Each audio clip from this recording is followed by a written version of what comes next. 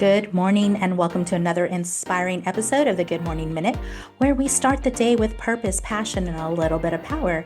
I'm your host, Angelina Mojica, and today's conversation is part of a special partnership with Empower Her Steps virtual conference, a movement rooted in helping women rise, heal, and walk boldly into the life God has designed for them. Our mission is simple but powerful: empowering life purpose, because we believe when a woman finds clarity in her calling, everything changes for her family, her community, and generations to come. So grab your coffee, friends, take a deep breath, and get ready to be uplifted as we dive into real stories, honest lessons, and bold conversations with our incredible guest. Our guest today is Alexa. Alexa, thank you so much for joining the show. Hello, Angelina. Thank you for having me. Absolutely. Well, Alexa, I want to give space just for you to take a moment to introduce yourself to our listeners. Hello, everybody. My name is Alexa Sasha Marshall. I am a results coach. I have 2 years of experience coaching for Tony Robbins, but I actually ended up branching out and I created my own coaching business, which is called Your Highest Self Actualized. And what does that even mean? To be actualized is to bring a dream into life. Your higher self, that version of you that you've always wanted to be, into being. So what I do is work with high achieving men and women and support them on feeling fulfilled in not just their professional lives, but also within their personal lives as well. Mm-hmm. So we're not neglecting any area of you. You are holistically who you know you have been meant to be. And another part of my story is that I am launching a mastery circle called From Survivor to Sovereignty. And this is for women who have overcome narcissistic abuse. And it's more than the typical talk therapy. It's much more involved as a mindset coach, and also as a person that uses a somatic therapy to heal and things like that. So that's a bit about me. Well, Alexa, I look forward to getting to know you a little bit further in our conversation. Before I do so, I want to just start with the fun ice-breaking question just to kind of get us in the mood for conversation. My question to you, Alexa, is what is one small thing that always makes you smile? Ooh, one small thing that always makes me smile. Well, I'm actually a very grumpy person in the morning. I am not a morning person, but I have trained myself over the years to ask myself what I am grateful for as soon as I wake up. So it's like an automatic trigger where as soon as my eyes start to, they start to open a little bit, I'm like, what am I grateful for? And that actually makes me smile. Mm. Because I've trained myself to think at least about three things. And so it could just be the way the comforter feels on my back, or that my cats didn't wake me up in the middle of the night, or that I have food in the refrigerator. But it's something that's helped welcome me into the day with a sense of excitement. I love that. And you know what? And I know that's the coach and years of practice that you speak as far as capturing your thoughts right when you wake up. But it's so true, because when you open your eyes, like your mind, as soon as you break into the conscious ness of waking up in the morning, your mind's already starting to do all of the pre-programming, all of the anxiety thoughts, all of that stuff. And it's when you become consciously aware of it that you can capture those things and go, nope, that's not how we're starting the day. I'm going to start it off with a smile. So I love that you mentioned that. Yeah, so let's jump into the heart of our conversation. And Alexa, I'm going to ask you, what was the defining moment of challenge or pain in your life, and how did it impact you? Wow, that's such a huge question, and I love it. I would tell you a story that's probably different than a lot of the other people that you have had on your podcast. And the defining moment was for me waking up in a hospital bed after trying to end my own life, and Mm. really realizing that something had to change here. At that point, I was in college. I was in my sophomore year. I was successful in terms of what everybody else would think. Somehow was managing to be able to not only take 6 classes, but also work 40 hours a week. And pay off all my college. I had no debt. And, people would have looked at me as like the epitome of what a successful college student should have been. But deep inside of me, there was a hole, there was wounds, there were Mhm. a sense of burden. And that I didn't know was triggered from my upbringing. And so the whole process after that experience has been reclaiming me. And actually, reclaiming me is what it has led me to be a coach, but then what has also led me to be launching this mastery circle for other people who have had childhoods just like mine, or Mhm. experience with intimate partners um, who exhibit some of the same traits that I've encountered as I was growing up. I appreciate the vulnerability that you're allowing us to hear in your story here. It's it's funny because you don't really look when we look at suicide and suicide ideations and those things, especially working in the field that I work with children and in the welfare, systems and foster care and all those things. Um, it's, they always have that cliche of, watch out for the quiet ones because Yeah. those are the ones that are doing the things, right? They're staying under the radar. They're making sure that they're getting all the things done. Um, they can even be high achievers, but it doesn't discriminate.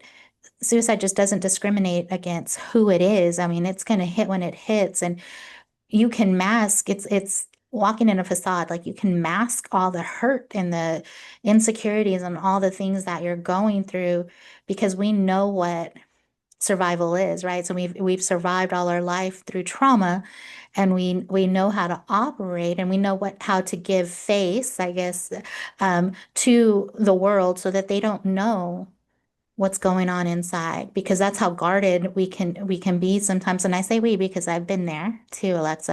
I have. Um, we can be so guarded that we don't want to let anybody close enough to even see those things. And so when we make when we make a plan, we just execute it. We don't even really give those outcries of this is what I'm feeling, this is what I'm doing. It's kind of just an execution. And I say through the grace of God, I failed at that. And that's one failure I am proud to acknowledge because the outcome could have been totally devastating, not only for myself, but for others as well. So I Yes. appreciate that. And I'm grateful that you're here. And the reason why I tell that story is because I know that this is not a topic that is widely spoken about. And even just being a Black woman, people seeing someone like me speaking about it may really inspire them to seek help and to understand that there are other people that are going through what you may be going through right now. And it's not because you're a weak individual or anything. There's so many different things that are said about people that are struggling with Mm. the reality that they're in, but just know that you are worthy and you are not broken. You just need a safe space. And so, whatever and whomever that may be, find it, please. Absolutely. And I don't, I know that this is kind of surfacing during the suicide awareness, but the whole mantra of you matter, Yeah. like that, and it's true because you do. There's no one on the face of the earth that is you, and Mm. you do matter, and you do bring into life something that wouldn't be there if you weren't there. So and it's huge. And I know sometimes it's easier said than done. And it's easy to say it now, but in the midst of the darkness, in the midst of all of the uncertainties and the chaos and the feelings and all of those things, it's hard to see that sometimes. Um, and that's why, like tapping into tools and strengths to help you grow and heal in the moment is important. And kind of preps me for my next question to you, Alexa, is you're waking up on a hospital bed Mm. and you're like, okay, so what did you do next? Like, what was the healing from that? What was the growing season for you like? Yeah, when I had woken up on that hospital bed, I was not happy. Mhm. I did not want to be there. And it was the realization that I was still within a reality with my mom and with my Mhm. parents that I didn't know how to break out of. And actually, I didn't get there by not doing the inner work. I got there because I had started to do the inner work. Yeah. I, at that time, was in college studying psychology. And so my counseling psychology professor told us, if you want to be a therapist, you have to be in therapy. So I followed what she said and I took myself down to the therapy office in the college and I started to go through those sessions and they started to unravel why I was so hardworking, overproductive. Mhm. I tending to isolate myself? How come I was so closed off? And that coupled with some realizations from friends who are also in terms of seeing how their lives and their parents were treating them, it coalesced into a feeling of I'm trapped in a situation that I can't get out of, that I was born in. I could At that point I had worked my way into the best high school in New York. I had earned my way into there. I had to score into there. I had studied for 2 years. I could work my way out of college debt, but I can't work my way out of the parents that I had and out Mhm. of the lack of care that they had. And so there was language that I didn't even know I needed to be able to describe what I was going through, to be Mhm. able to say, all right, the reason why I worked so hard was because I was parentified as a child. And so I'm used to taking on other people's emotions and the heavy feelings and even the heavy lifting, physical lifting Mhm. that people older than me should have been doing. Mhm. There was even understanding what narcissistic abuse is. As I Mhm. was expanding and going out into the world, I was blessed to have the opportunity gifted to me to be in a program that was giving me scholarships to study in different locations around the world. And I was being told by my mother, "Oh, you think what do you think your ego? Your ego, Mhm. you're ready to fly out here? Like who do you think you are?" And it was just that constant pushback and that constant chipping away of the self that I was trying to find that led me to believe that I was not going to be able to make it out. Mhm. But the truth was that I needed boundaries. I needed Mhm. real skills. I needed to understand things like what enmeshment is, which people, just to explain it simply, it's usually when you're in a family dynamic and people are so close together and there's no boundaries, and the one person responsibility bleeds onto another person, that's unhealthy, especially for the child involved. So understanding that and being able to set clear boundaries was what I needed the most. And Mhm. so this is part of my coaching journey, understanding that actually asking a deep question to someone can help them to uncover the truth that lives within their soul, Mhm. that the answers lie within us. And I definitely wish that the therapist that I had was able to ask me some of those deeper questions about where my power lied in that situation. Because just uncovering what things are can lead to depression, even high functioning depression. Mhm. But it can lead to, and I always say that, like, the opposite of depression is expression, right? Because when we depress, we go in, Mhm. we express where we're letting out. Mhm. The right questions can allow you to let out the truth of what your next step should be. Mhm. And I'm going to just kind of do a silent pause right here because I really want to highlight what you just said. That is so profound. Like that is a nugget for those that are truly listening. And I hope you caught it because it's so true. If we ask the right questions, you're able to unleash truth that is already within yourself. That is such a wonderful aha when you are able to realize those things about yourself. I know for me, the deep question, and I mean, it's a question that you can easily ask, the who am I question. But if you really look at it, like, who are you? And you peel back your name, you peel back the roles that you identify with, like, those are just things that were given to you or that you chose, like being a mother. Motherhood is a choice. Being a wife, that's a choice, but it's not who you are. It's not your essence. And to truly like peel that back, not even your name. You were given your name. Like that's not even who you are, right? Although we go, I am, and we introduce ourselves, our names and whatnot, or we'll say, I'm a mother, but you really aren't. And so if you peel back all of those layers, the truth lies within yourself, and it's often a place where it's surrounded by a lot of hurt and pain as well, because in my experience, and just kind of speaking from that perspective, love has been something that really has been hindered in my life because that's where I've been hurt through relationships, through child trauma, all of that stuff by people that are supposed to love you. So my distortion of love really played out in my young adult life. Um, up until a point to where I was like at that rock bottom going, oh my gosh, I'm tired of this.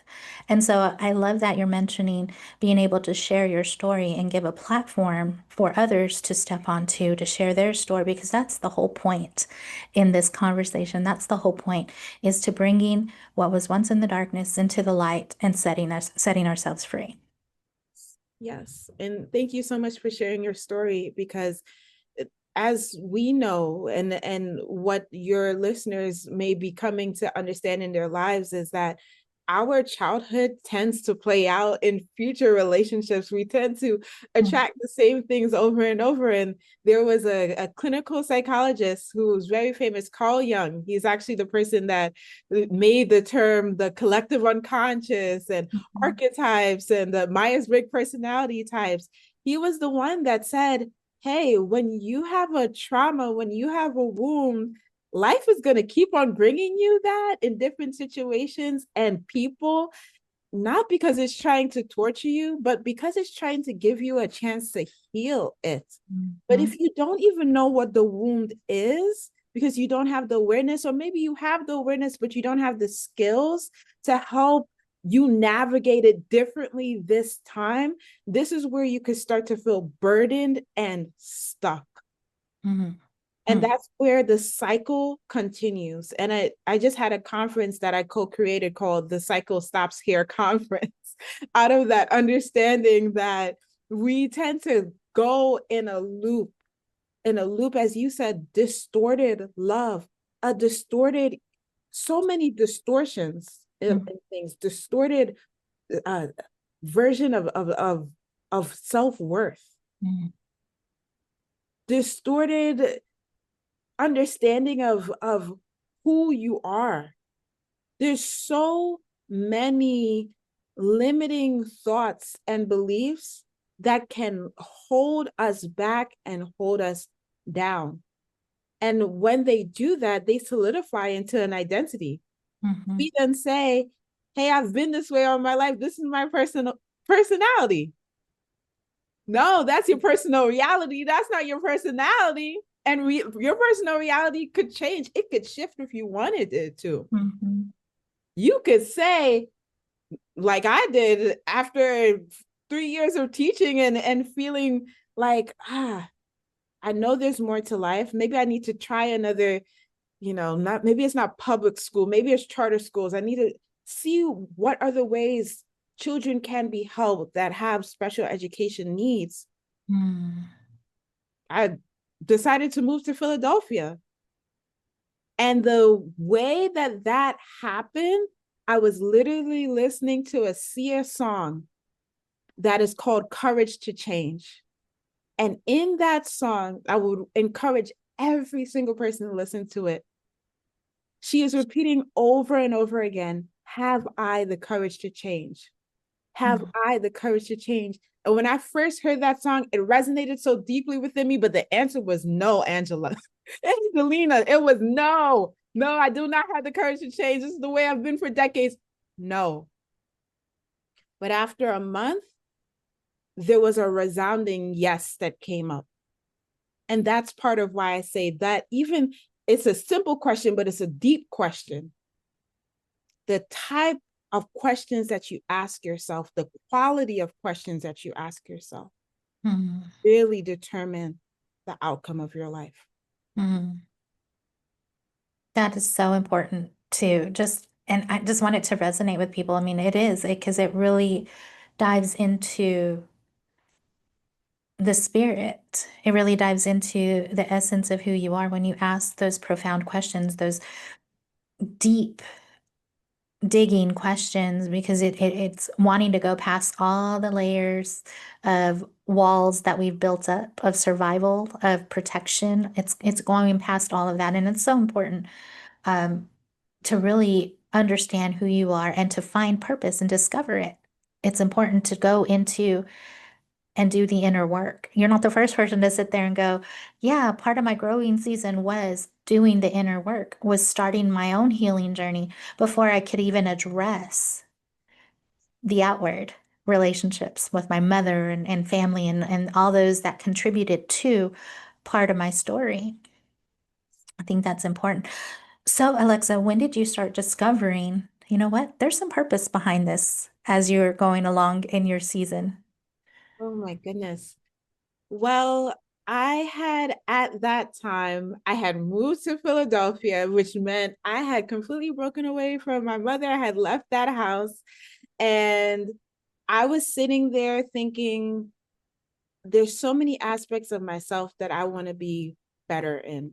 I want to be better towards my physical health, taking care of my body. I want to be better mentally, emotionally. I want to actually explore this city and not be an introvert and in the house. I want to get more out of life. And I had already tried therapy for years. And I said, I want more of a push. Mm. And once I had kind of put that out, somehow 3 days later, I saw on YouTube an advertisement for having a Tony Robbins coach. And I said, hey, why not? It just to put your number in, we'll connect you. I connected and I actually connected with a coach that he was so similar to me, but it was like he was 3 steps ahead so that he could advise me. He had grown up in a household that was very similar to mine. He himself had been a teacher before he became a Tony Robbins coach. There was just so many synchronicities where that's when you know like God is working. Mm-hmm. And I was just so grateful for him. And I knew, hey, if he was able to help me, I could help somebody because I feel like if I'm so far back in my journey, but actually I'm close enough to somebody that's just 3 steps behind me. And that's important too, because tapping into the right resources is important. And the discovery, when you are starting to align with your purpose and calling in life, things do seem to be easier, for lack of a better word, but easier because you just kind of step into them, you fall into them, you discover them, you find them, and it's not an obstacle. So you don't find yourself forcing your way through these doors. They're actually open for you and you just walk through.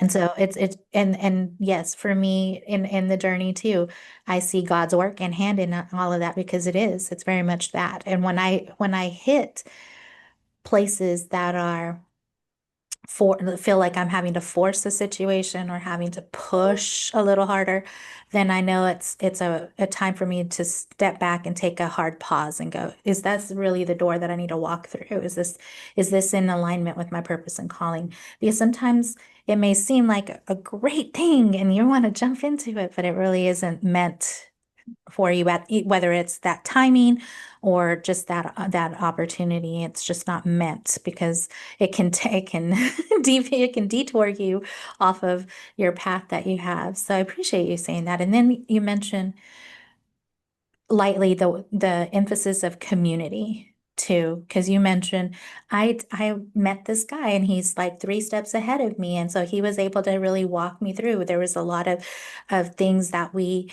could relate to with one another in regards to our story and why we're here and why we're doing these things. But that's important too. It's tapping into community, especially when you feel so alone. Yes. Yes. And also to add to that, because that's such a valid point, when you are feeling alone and when you have had relational trauma, we learn that in order to have a healthy attachment style, a secure attachment style, after experiencing some form of abuse, it actually comes through connecting with others that are securely attached themselves. That's the Mhm. best way for you to learn, because when you have a relational wound, it takes a healthy relationship to actually show you that, hey, you're safe now, you're loved now, you're worthy, not now, but always. But you feel it in that moment. It really resonates in you because you're getting that energy, that reciprocal energy back. Yes, absolutely. And I love that you're saying this because um, being amongst someone that can hold you up, lift you up, because they know that they know those things, right? That's going to help you pull out of the spaces of familiarity because we normalize trauma. Sometimes we're so used to it that it becomes our normal, and so we don't know any different. But when you pull into and you communicate and build a community that's different, kind of going towards the direction that you're wanting to go to, it will definitely start shifting those things for you, and then your reality starts to shift and the outcomes you start seeing those things that you truly truly want, and that are more in alignment with the goals that you set for yourself. So I love that you're mentioning all of that. Alexa, let me ask you a question. If there was someone out there that was maybe waking up off the hospital bed and they're just trying to figure out what the next step is for themselves because they don't quite know, what kind of advice would you give that person? Well, I would tell them that I am glad that you're back. I am glad, if nobody else tells you, I am glad that you are here. Hmm. Whatever it is that led to you being on that hospital bed will become your story of triumph. You just need to give it time, space, and time. And so your job from here on out is to reconnect with what brings you joy. Hmm. And I tell you that was one of the greatest discoveries, but also the hardest things when I was on that hospital bed, because all that you want to do is just go in a dark room and curl up. That's all that you do not want to see anyone, see the sunlight or anything. And so there was a voice inside me, and that voice is God. The voice inside me that said, listen, if you're going to be sad, you're going to be depressed, put yourself in the environments of the things that you still love and be depressed while you're in those environments. Try. And so I took myself to the movies. So I took myself out into the sun in the park. So I took myself to the beach. And you know what? Slowly, slowly, but gently, the joy started to return back to me. But the biggest joy is going to be reclaiming your sovereignty.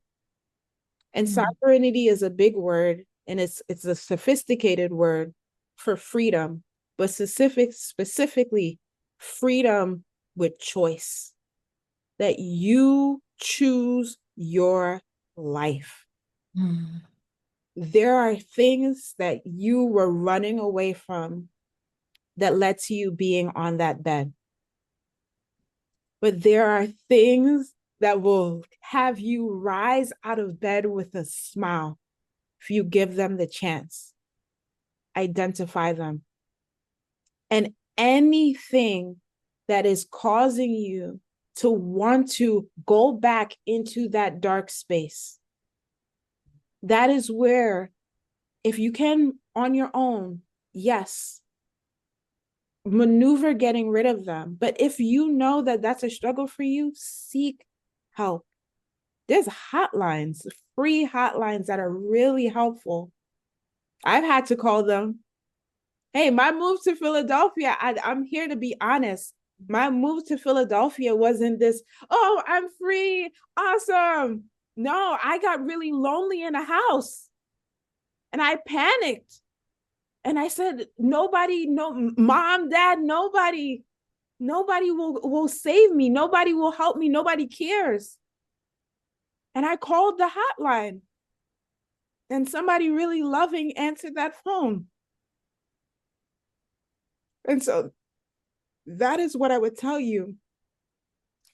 Love, sometimes it doesn't come from the people you hope it would come from.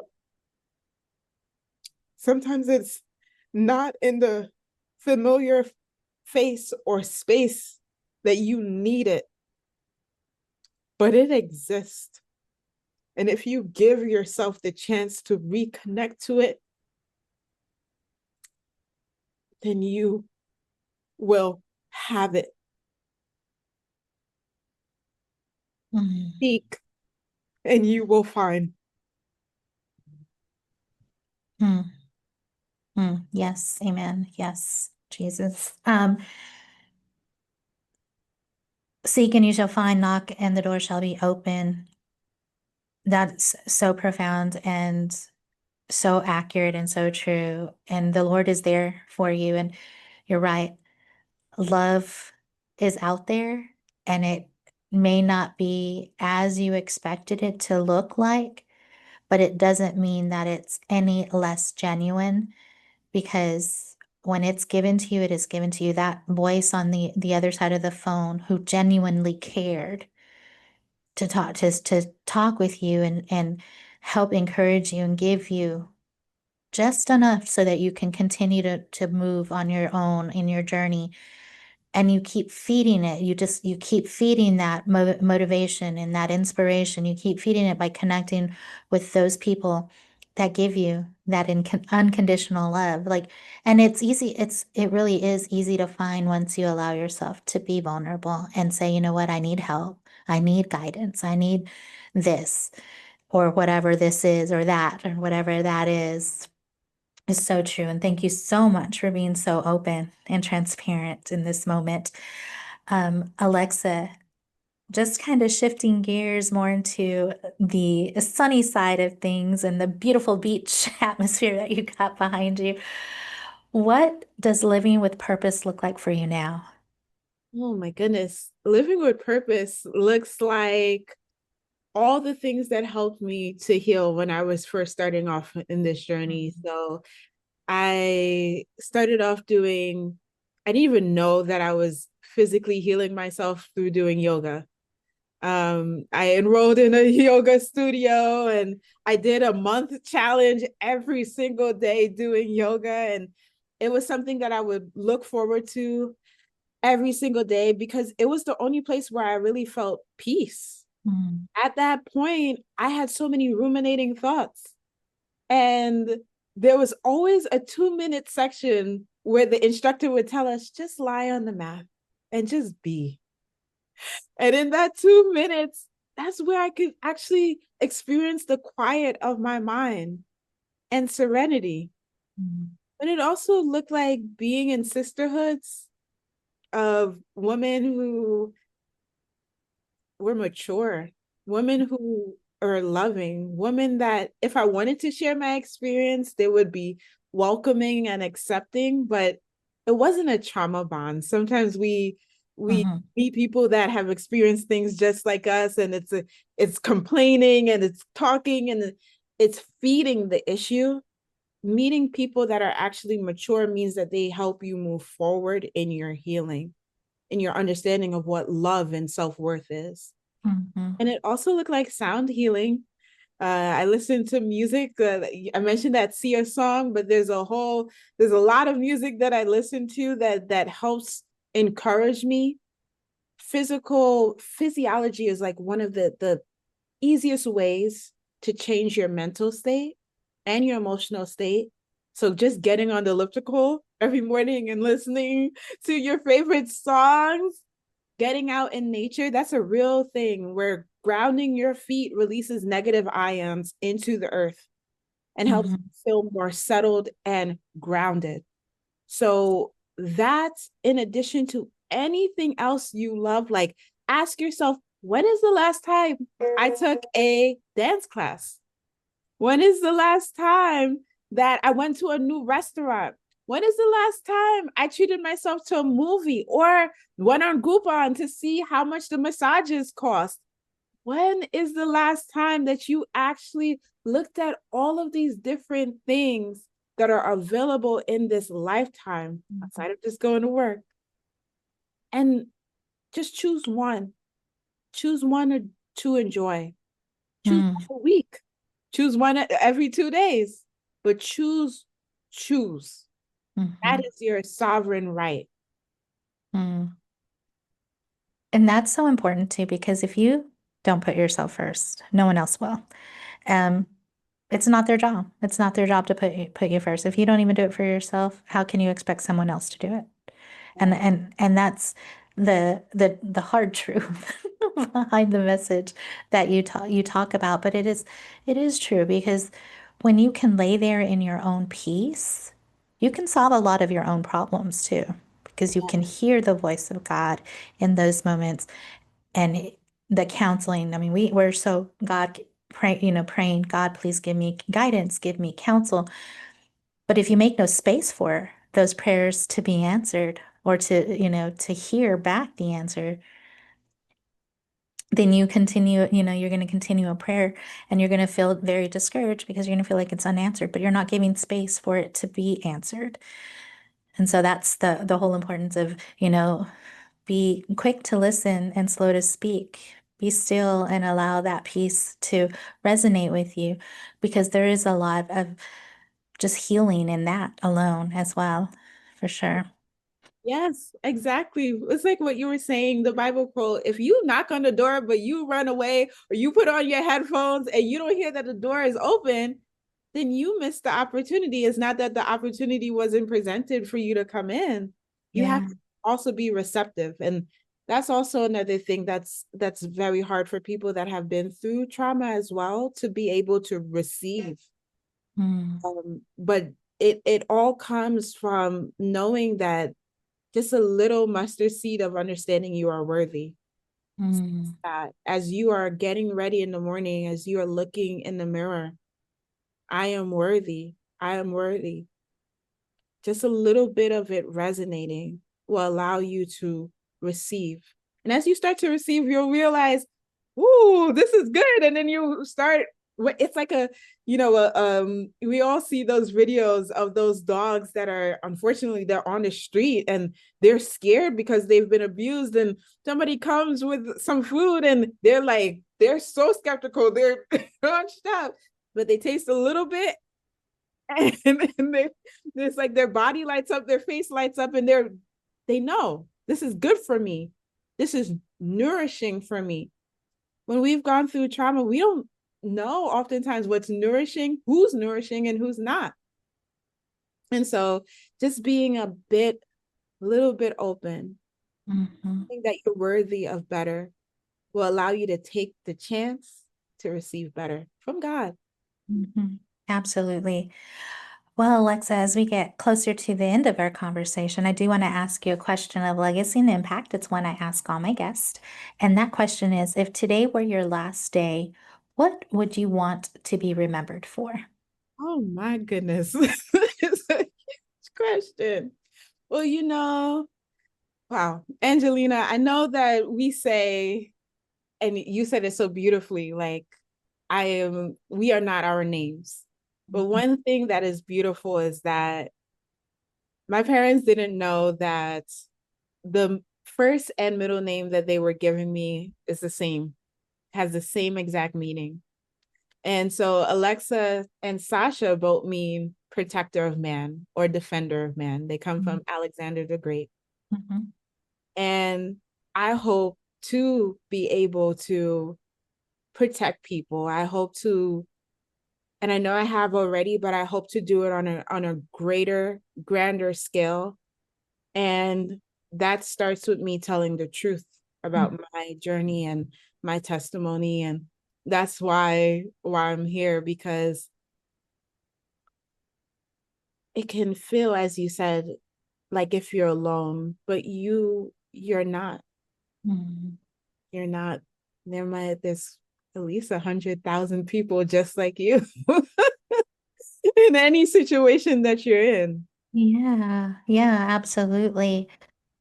I just love that, the light that exudes from you, and that is because you are set free by the truth of your story, and just you're no longer captive. You're no longer hiding in those dark places.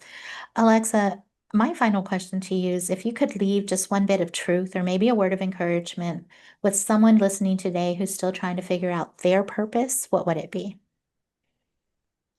I would say that understanding your purpose is a really heavy thing, because as you started off this interview, you mentioned how we place our identities in so many different things. And we tend to place our purpose in so many different things. And we're told if you have this certain job or you have this certain amount of money or a car, and with social media, it's like a body, a certain body type. What if your purpose was to be the highest version of yourself? Mm, What if your purpose was to connect with the divinity within you so deeply that other people look at you are inspired? What if your purpose was to unravel the chains of whatever it is that you grew up in and have experienced, to the point where you are beaming light for other people? What if your purpose was not necessarily a doing, but a being, mm, an essence of who you are, mm, an embodiment of your own truth, your own authenticity? If you allow those questions to seep in, then you would find that you already have purpose. It's just now staying within that purpose and staying mindful of it and mm. embodying it. Yeah, absolutely. Wow. And as you're stating these questions, like I can just feel it in my heart and in my soul. Like I feel those questions because it really is touching. These are the deep questions that you're talking about right here. These are the deep ones that are penetrating down into your own spirit. And I think like one other guest said it best in a previous interview was you are your purpose. Yeah. And so you defined what that meant as far as being your own purpose, because when you can really embody the meaning of who you truly are and who you're meant to be in the world, then you understand and you move forth in that, whatever that looks like in a profession or a business or whatnot. You're going to just move forward in it because you understand and you're guided by that purpose for sure. Well, Alexa, I love the conversation. I hate that we're going to have to wrap up, but let's say someone out there is listening to you and they're like, you know what? I want a little bit more of Alexa. How do they connect with you outside of this podcast? Oh, please reach out to me via email. It's my first and middle name, Alexa Sasha 369 at gmail.com. That is the easiest way to reach me. And there's different opportunities. I always have a free workshop or, as I mentioned, a conference going on. So when you connect with me, I'll be able to match you with whatever opportunity you need to expand and grow and be your higher self. Well, thank you, Alexa, for sharing your heart, your story, and your light with us today. Conversations like this remind us that purpose isn't about perfection. It's about showing up, growing through the things that we go through, and trusting that every step matters. Here at the Good Morning Minute and through the Empower Her Steps movement, we believe every woman has a calling worth discovering and a voice worth using. So friend, wherever you are today, remember your purpose is powerful and you're not walking alone. So until next time, keep rising, keep trusting, keep walking boldly into the life God has designed for you. I'm Angelina Mojica, your life coach, sending you much love, much peace, many blessings.